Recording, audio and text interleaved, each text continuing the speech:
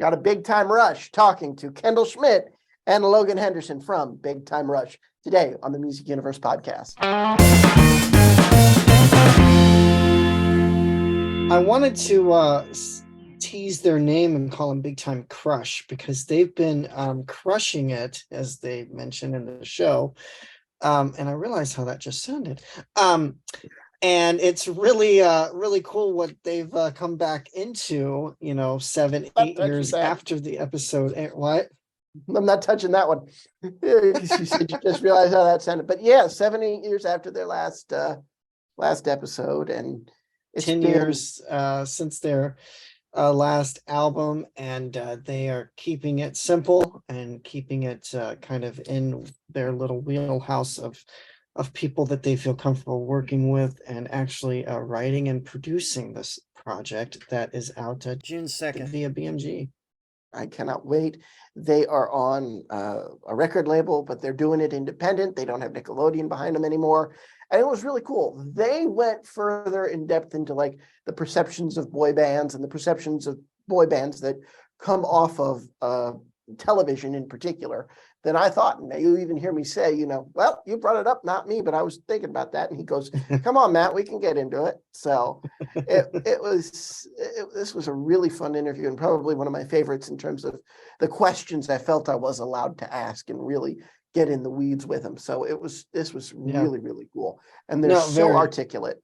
Yeah, very down to earth and very relaxing. I mean, sometimes you're not sure where things are going to go, but they just steered the ship on this, and it's a great 20 plus minutes with them. Fantastic. Here's our interview with Kendall and Logan from Big Time Rush.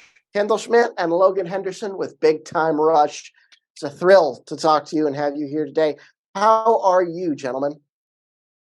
Well, we're dancing, man. We're just over here having a good time, enjoying. We're all laughing to keep from crying. Yeah. That's good. That's good. So lots of stuff, lots of new music, a big tour. I want to start with the new single, Waves. Very, very catchy. Perfect summertime song. Tell us about that process and the decision to release it as this next single from the upcoming album, Another Life. Well, the process was interesting. I think between the 10 tracks on the album, each one is unique and wildly different in the way that the process maybe started off and how it ended. But that one in particular was a voice note I was recording late one night. I'm always kind of in my notes and hearing melodies throughout the day. I think Kendall's probably the same. So I was recording something that I liked, and me and Kendall had met at our normal hangout spot, Whole Foods, our watering because hole. we are 30. So that's what and bougie. We're bougie bitches for sure. So yes, no, we went to Whole Foods and I played him a couple of these sound notes, these voice memos, and we do that if we're trying to brainstorm. And there was one that we kind of connected on and wanted to chase down. So we went to the studio with our good friend Will Ventrez, and we just got to work. It's kind of like a little nod to a early 2000s type track, those kind of boy band. And honestly, it was just one that everybody really, really loved and really connected with. And it packed a big punch. So that was the first little moment for that song. And then we brought in Tyler Shammy, who's an incredible writer, great writer. Right. The whole album really is, I think, less than maybe 10 people involved in the creative process. So maybe 11 or 12. I'm trying to think of even all the writers. It's usually Logan and I and another writer and a producer, or the four of us all together, or three of us or one of us. Like, it's kind of crazy, but total people involved, maybe less than a dozen. And then we brought in Tyler to work on Waves, and it started with with obviously that voice memo that Logan had. And then it started with a little drum beat, also recorded on a voice memo that was then flown in and became a little side kind of track on the song. And then we proceeded to absolutely crush that song and it sounded like If you don't say so yourself. If I don't say so myself. And it just sounded like, I mean, I'm being facetious, but it was it felt right. It felt Waves right. was When it very comes different together, it from comes together. Was Can't that Get a Enough. So I think that's also another reason. It was something that was totally different from Can't Get Enough. And Waves has that certain je ne sais pas. It just was kind of like it's a different type of feel altogether. And lyrically, it's very open. I think if you have a clear vision of what you're doing and you have people around you, whether it's a loved one or your partner or friends or family, whenever you have that type of group around you who really makes you see the clearest version of yourself and what's going on around you, then it's time for everybody kind of comes up from that feeling. So Waves is definitely open for interpretation, but it is still that kind of intention, that feeling behind the song. I want to ask that the 11, 12 dozen or so people involved in the album, was that a conscious decision on your part? Because it's very antithetical to pop music today. It's in the news when Beyonce has 24 writers on one song. Was that a conscious decision to keep the creative group on this record small? That's absolutely right. Yeah. A lot of these producers that we brought in had been producers that Kendall worked with on his solo project, producers that I worked with on my solo project. And it's funny, I think in the very beginning, you do jump around, I think, quite a bit, or at least that's kind of what happened cast with a us. wide net, for sure. Cast a wide net, and you get to see really how you bond and how you work with certain individuals. And we had just found a really strong, small group that made sense to us. And I think it's nice to feel like things were exclusive. It can be a little daunting after 8-10 years of not making music. It's important to be as free as you can in the studio, and you want to be with people who allow you to be curious and explore the room, explore the sound. And I'd say that there are people who are better than that than others, production wise. So that was very much a conscious decision, and one that I think really paid off. Yeah, we decided early on we only had room for true believers. I think some people I think I know the band. It's kind of cool. Maybe I'll try to write something or whatever. It was a lot of that. And then we just decided, we only have room for the people who say, I see the vision. And when you get into a certain kind of movement, it's hard to get away from it. So we'd go in and go, it was a smash today. What a great session. Next one you go into, same way. So it's like, hey, if it's a good thing, don't break it up. Keep it going. Yeah. Well, and what inspired you guys to kind of revive the group? I know you guys were kind of on hiatus for like 7 years. This is your first album in like a decade. What really inspired that? Almost feels like it's kind of weird to call it a hiatus at this point. We just weren't a band. We always, when we stopped back in the day, we did then make a conscious decision to not put out some sort of press release that said that the band was done. I mean, I don't know if you remember that, Logan. We actually had those conversations of should we say this is it, we're done? Should we put out a press release? It's the final season of the show. Then the band is done. They're parting ways. Blah blah blah. And we just decided we didn't know what the future was going to hold, so we just decided to kind of let it just we were just done. We didn't say we're done. We didn't advertise it. It's kind of like growing up with your family and wanting to get out of the hometown you grew up in. It's like, man, I got to get out of here. I can't even focus on it anymore because I want to go do what I want to do. I wanted to explore and discover. But at some point, you'll go back and see your family. It just was one of those things that you had to get out. You don't want to pull a Motley Crue, right? Right. And we're never doing this again. We all wanted to still maintain a relationship of caring for each other and didn't want to go down in history as the people who couldn't work together and have to, we wanted to keep a good relationship. And I think in order to keep that relationship, we needed to spend time apart.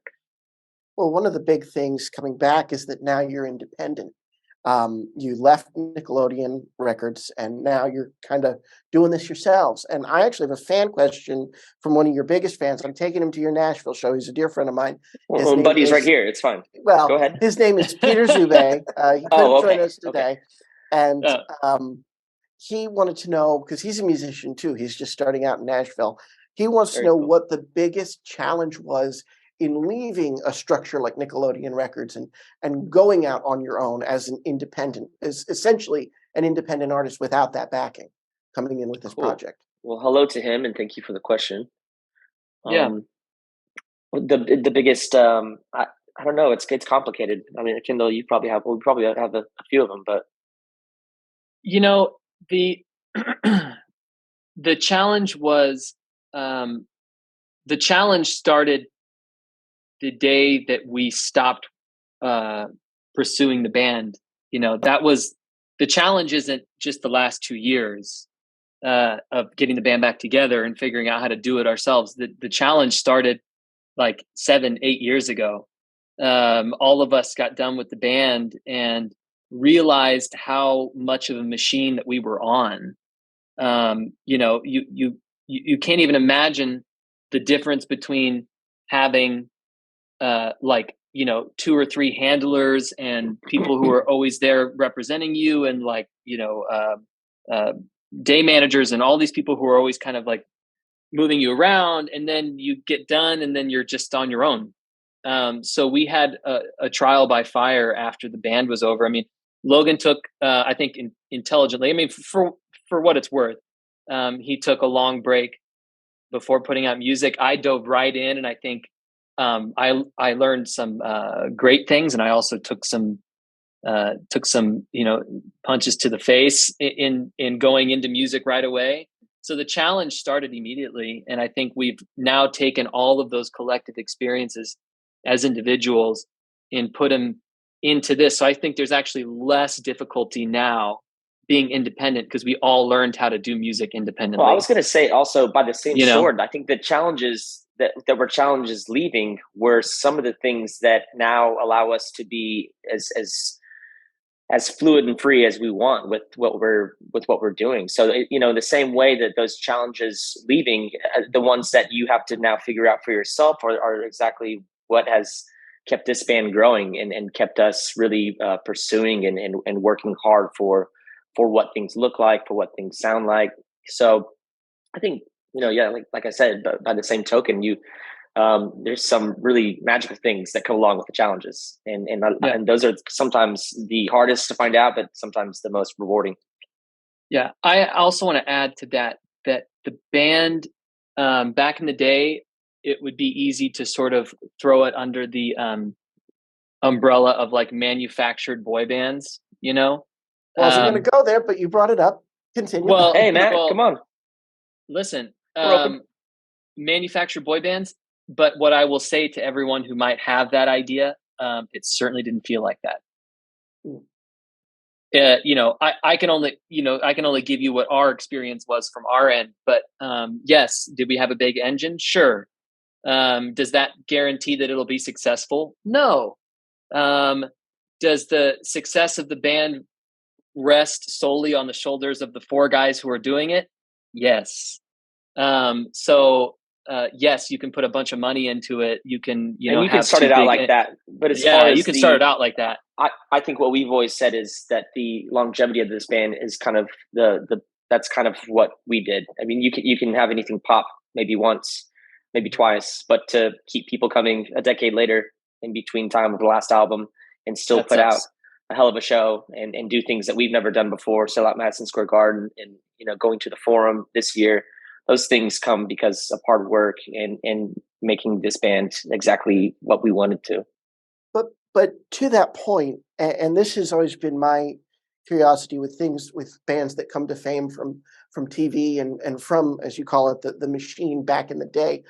Was it hard to know if people were there for the music or there for what they saw on the TV show and sort of the fictionalized versions of yourselves that were presented? And when did you realize, okay, they are here for the music? Well, I think it can be both. It's always been a mixed bag. Yeah. in the very beginning, it very much was. And I think that the live shows, I think that we love those so much, and why we still have such an appreciation for it is because that was our first chance to really show them, oh, these are not characters, these are people outside of that.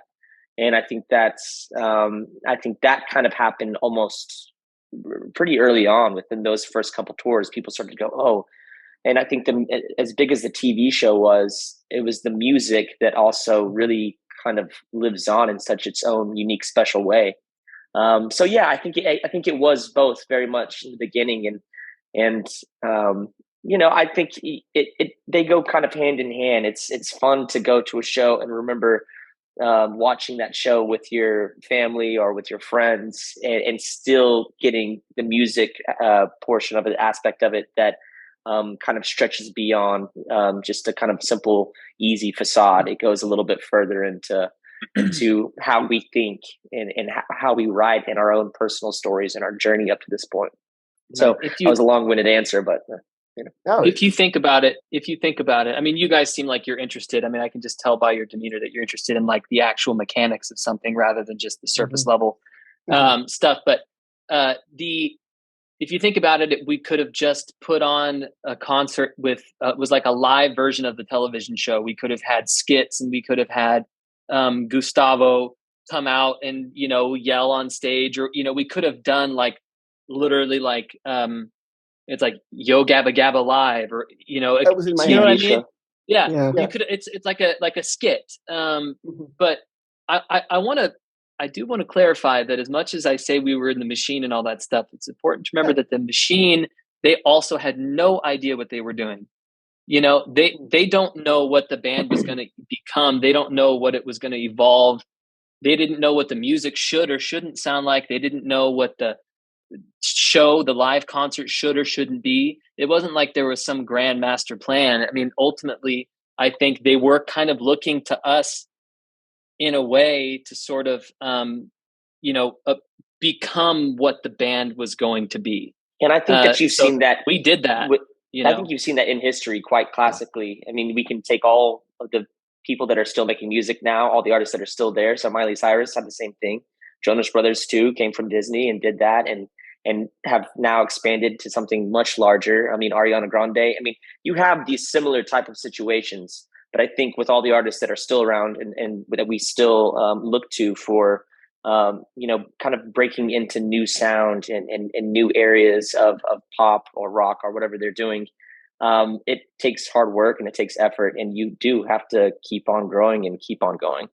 And so it's been cool to see, and it's been a nice story to kind of watch unfold. Yeah, and keep on going. You guys you're on the road. You're on the Can't Get Enough tour. It's going really strong. The summer tour. I'm going to see you guys in Nashville. But talk about that. Talk about being on tour without that machine behind you, and the fans still coming and flocking for 25,000 seat venues and wanting to see you. It's crazy. It's insane. We like Logan had mentioned before, we have reached some milestones now that we never reached at our pinnacle back in the day. I got to think of a better thing to say than back in the day. 10 years ago. I mean, in the first iteration, round one, how about that? Round one. We've achieved things in round two that we couldn't have even imagined back then. So I think we kind of, without no pun intended, we struck a chord with people. I can't explain it either. I think it's really crazy that people love the band so much. I mean, it's not something you can kind of put into words, being in a position where people come up and they tell you how much the band means to them, or that you were a huge part of their life or whatever. It's just like, it's crazy, and we feel incredibly blessed to be able to do that and to go on the road again. And I think we put on one hell of a show. I think that's why people come back. I think even on our bigger tours years ago, we crushed. Like, we put on an amazing show. Like, it was something that I think we just it was within us. And I think years later, people go, "You were my first concert ever. and then they're like, and it was my favorite concert, you know? So, I just think we kind of, maybe we had an impact that we didn't even realize until, 10 years later. That's amazing. And you guys, I mean, you last year, I mean, you were in South America, you're all over the place. And the fan base is so rabid that actually the first ever National Big Time Rush Day was just held in April. I mean, what is that? How does that feel for you guys? Well, we feel like it's pretty silly, but Yeah. I mean, yeah, we're humbled by each new turn and experience, but that was just something that was really cool. And as silly as it was, it does kind of stand for something a little bit larger. That we do. We do have such a dedicated and large fan base, and it's really the reason why we're back and doing what we're doing and making music. Yeah, I don't. It's hard to say anything more than how gracious we are and how humbled we are by the people that have stayed with us. So Yeah. before we let you go, since you mentioned it, and we'll close with this because new albums coming out, there's new music, you're on the road. We've talked pretty much about everything last 10 years. Talk about the decision to come back 8 years, 7 years later. How did you guys find each other again musically? Well, finding each other musically was certainly a challenge because we didn't even know, but we had talked. There's been many conversations over the years. Of course, there was definitely a few years of not even considering it. It's like probably, I think our last show, honestly, I always mess this up, but I think maybe our last show was in 2013. Our last concert was in 2013 or something like that. And probably up until 2019, it wasn't even a consideration. That being said, we all stayed very close. I mean, some closer than others. Logan and I have always lived literally close to each other, so we see each other all the time. But we always kept in touch. We, sometimes it was maybe once or twice a year, or sometimes it was a lot, but I think it took time for us to find a great team that really supported the vision. I knew that I wasn't going to get too close unless I knew that we could do it our own way. And that's kind of like on every aspect. And I think everybody needed the time away and to spend on their own personal endeavors and their personal projects to feel like, oh, okay, I've done that. Now can I come back to this band and do I have something to offer? Not just, hey, can we do this? Do we have something that we actually want to say? Do we have something that's going to be different from what we did before? And I think once all of those visions combined and we thought, yeah, I think we have something here. Did we go, okay, now is the time to do it. And it was kind of an interesting when that all kind of came to be because of the pandemic. But I think also within that same thought, we had time to focus on, hey, getting a little bit more specific with the vision. What do we want to sound like? What kind of messages are we going to put out, and where we want to play? All those things. So it really did kind of work out at the best possible timing, and I think that's the only reason we made it work was because, I mean, as cheesy as it sounds, stars were aligned. It's amazing. Timing's everything, for sure. It really is. Yeah, more than you know. So. Actually. Yeah, as we wrap, what can fans, without giving away too much, what can fans expect on the tour? The best damn show on the whole damn planet. Yeah. No, he's not lying. But I was going to say, we also, besides the fact that we're going to put on our best show ever, we have Max and Jax, two incredible performers. It's going to be like just such an incredible lineup. I know that they're going to pour their hearts into their show. And we're all close. And actually we've known Max for a very, very long time.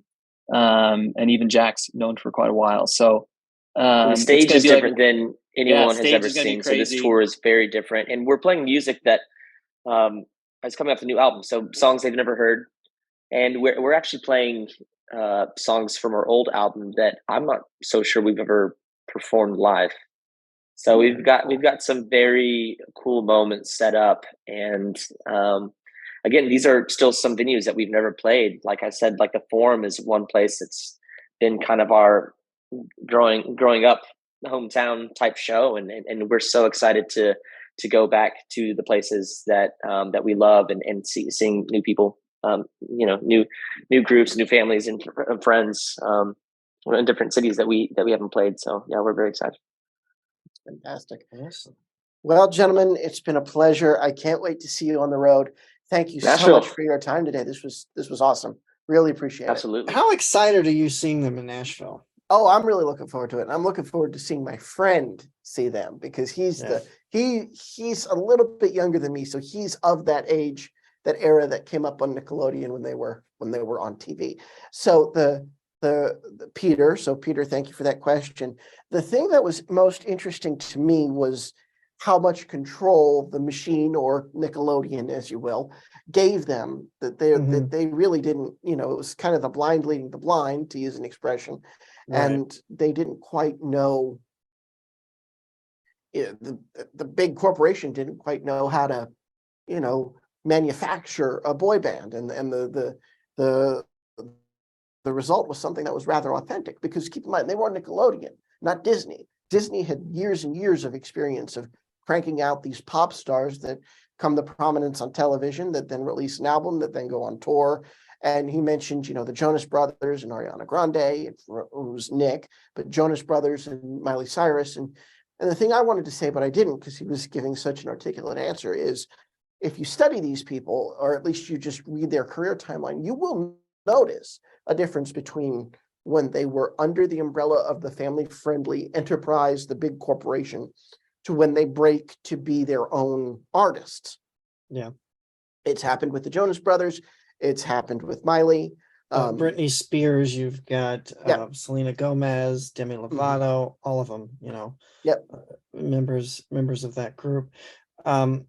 And the 2-month tour actually kicks off June 22nd in Fort Worth and wraps in Monterrey, Mexico on August 23rd. And silly me, I thought they had started this spring. Yeah. Right there in the middle is your Nashville date on July 24th. They're actually playing the Ascenda Amphitheater there, so it's going to be an outdoor show. Going to be hot and humid, I'm sure. It's Nashville, but you're going to have fun. Yeah, we will. And I hope maybe get the chance to say hi to them, because I feel like, they understood where we were coming from. We understood where they were coming from. And certainly they do not meet the molds of expectations of talking to boy bands. And in fact, one of them actually said, it seems you're not interested in the surface level questions. You want to get into it. So let's get into it. And thank you guys for getting into it, and really enjoyed it. So, all right. And congrats with getting this machine back in order. I mean, they've received 10 million plus streams in 2020 alone, which we all know probably why, pandemic. And then 4 seasons are on Netflix. They were added in March of 21, and actually have appeared in the Netflix top 10 trending titles. Yes. So huge fan base, and congrats to them. And I look forward to catching their show. All right, for the Music Universe, I'm Matt Bailey. And I'm Buddy On. Thanks for listening and watching. Be sure to like us, subscribe, and share us at the Music Uni on socials, and follow us on themusicuniverse.com, and subscribe right here, tmupod.com.